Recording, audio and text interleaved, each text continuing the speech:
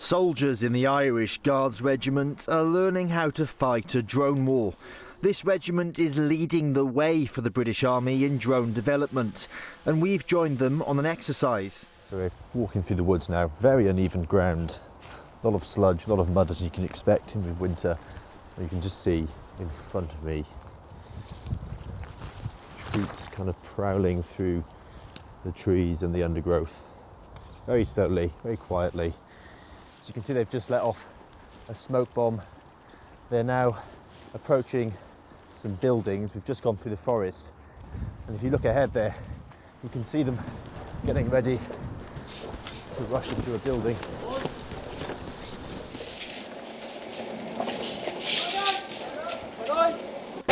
Oh.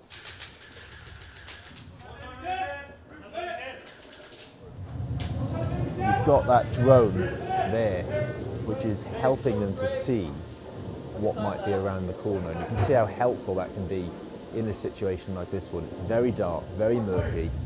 You don't know what's in the next room. That is being controlled by a soldier, literally with a little screen, a little remote control, almost like a video game. Okay, spot one. Okay, front hazard out. Front protection out. Just following the casualty out now, behind me. See how fast moving it is, how urgent, how confusing and disorienting. Well, like you saw us crawling through the forest, the dense undergrowth, very muddy underfoot, very different environment to this one.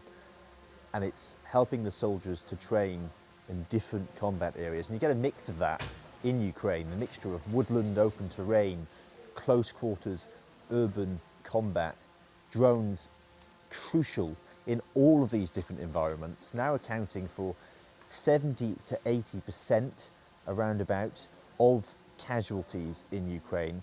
They're very cheap, these drones, virtually sort of off-the-shelf £200 models, and yet they can exact huge amounts of damage on Russian armoured vehicles. We think they've accounted for about 70 to 80% of vehicles which have been destroyed on the Russian side, exacting a huge cost on the Russian military, hundreds of millions of pounds. And you can see how small they are and how cheap. After the exercise, we're shown a first-of-its-kind drone hub, which includes a 3D printer to make and repair drones directly from the front line. They say every piece of equipment in the hub is second-hand or donated, making it a low-cost way to test and train.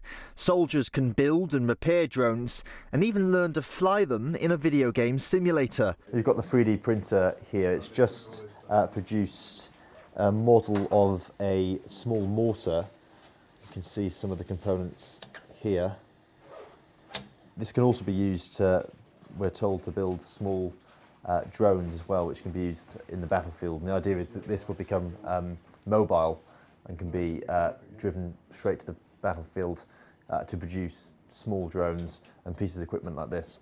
This Royal Marine, whose identity we're protecting, is helping to train them. The real benefit is the adaptability. It's to produce anything quickly, because we don't know what we'll need or when we'll need it. Being able to produce spare parts, being able to produce drones, being able to fix things in situ at the front is key to staying agile, because things are changing faster than they've ever changed before. There's a huge asymmetry, isn't there, to the amount of damage that these small drones can do to very expensive pieces of equipment. Exactly, and that's what we're really learning from Ukraine is asymmetrical warfare, is taking a couple of £100 drone and sending it at millions of pounds worth of equipment and being able to give commanders really something to reckon with on the front for very little cost. This machine can build like a kind of almost an entire battle-ready drone, essentially.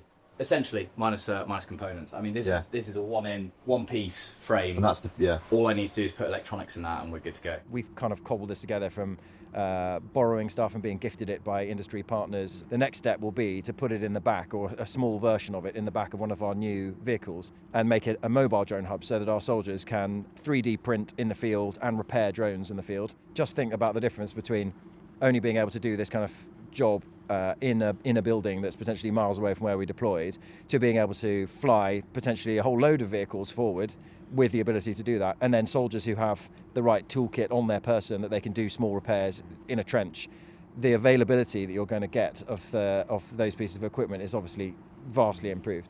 The regiment already has 80 drone pilots, and hubs like this one could be rolled out across the wider army. But some are worried we're not learning the right lessons from Ukraine. Well, we've seen how the British military is learning to fight a drone war, but we thought we'd speak to some of the experts in Ukraine who are fighting a real war every day to see how quickly this technology is developing there. Well, we're about to speak to Bohdan, who's an expert in Ukraine. He's been developing this technology there since the beginning of the war, and we want to know what he thinks about Western European capabilities. During logistics and during the active combats, 3D drones, printed 3D drones, wouldn't survive or wouldn't be reliable in those conditions. We have to understand that the battlefield or the combat is very dynamic, and therefore we prefer, and I would prefer, to focus on the carbon fiber drones. But as I said, those 3D printers are very important on the next level of modifications. And are we in Western Europe actually learning the right lessons from Ukraine quickly enough? The Europe and all the military in Europe has to understand that the old type of tactical war, it will be happening again.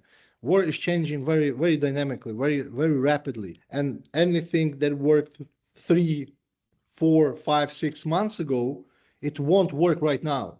So basically, you cannot learn something that was 1 year ago and starting to implementing it. It's already too late. It's already changed. For example, the drones that we were buying 6 months ago, we are not buying them anymore because they are not technologically adaptive.